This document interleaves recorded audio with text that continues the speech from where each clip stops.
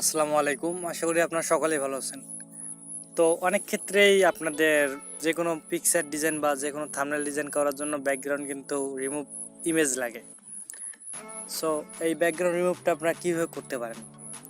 তো আজকে একটা অ্যাপ দিয়ে আপনাদের দেখাবো কীভাবে আপনারা খুব সহজেই ব্যাকগ্রাউন্ড রিমুভ করতে পারেন। বাট ব্যাকগ্রাউন্ডে যদি সিম্পল পিকচার ব্যাকগ্রাউন্ড থাকে কালার বা কালার যদি ব্যাকগ্রাউন্ড পিকচার না থাকে সেই ক্ষেত্রে একটু প্রবলেম হবে। তো আমার কথা হয়তো বা বুঝতে পারছেন না। ব্যাকগ্রাউন্ডে হোয়াইট বা যে কোনো কালার থাকলে খুব তাড়াতাড়ি আপনারা ইজিলি কাজ করতে পারেন। আর যদি ব্যাকগ্রাউন্ডে ন্যাচারাল পিকচার থাকে ব্যাকগ্রাউন্ডে ন্যাচারাল, সেই ক্ষেত্রে আপনাদের একটু সমস্যা হবে। তো আমি প্লে স্টোরে চলে যাচ্ছি। প্লে স্টোরে যাওয়ার পর এখানে জাস্ট লিখবেন সিইউটি লিখে যদি আপনারা সার্চ করেন, সেই ক্ষেত্রে সেকেন্ডে একটা অ্যাপ দেখতে পাচ্ছেন, সেই অ্যাপটি আপনারা ডাউনলোড করে নেবেন।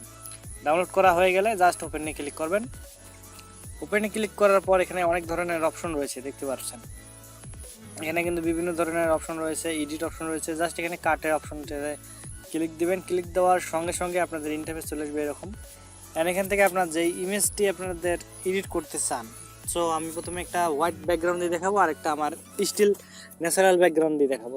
তো এখান থেকে আমার হোয়াইট ব্যাকগ্রাউন্ড দিয়ে দেখাচ্ছি। এখানে জাস্ট একটু লোড নেবে। লোড নেওয়ার পর অটোমেটিকলি আপনাদের এখানে যদি আপনারা ক্লিক করেন, সেই ক্ষেত্রে অটোমেটিকলি ব্যাকগ্রাউন্ডটি রিমুভ হয়ে গেছে, দেখতে পাচ্ছেন। অ্যান্ড আপনারা যদি এখন সেভ দিতে চান, কীভাবে সেভ দেবেন, এখান থেকে সেভে ক্লিক দেবেন, সেভ হয়ে গেল। অ্যান্ড এখান থেকে সাইজটি আমি দেখাচ্ছি আপনাদের। তো আমি ব্যাকে ক্লিক দিলাম।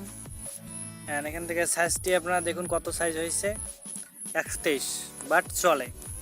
অ্যান্ড আরেকটা ন্যাচারাল অন্য একটা পিকচার দিয়ে আমি যদি আপনাদের দেখাই, তো এটা থাক, এটা ব্যাকে চলে যায়। অ্যান্ড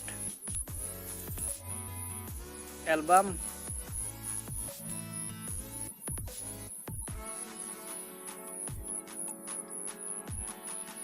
নিশাদ, এই যে আমার এই পিকচারটি আমি যদি দেখাই, সেই ক্ষেত্রে অটোমেটিকলি সে তার কাট করে নেবে। অটোমেটিকলি একটু সাইড হবে না, অটোমেটিকলি আপনাদের দেখতেই পারছেন সেম টু সেম।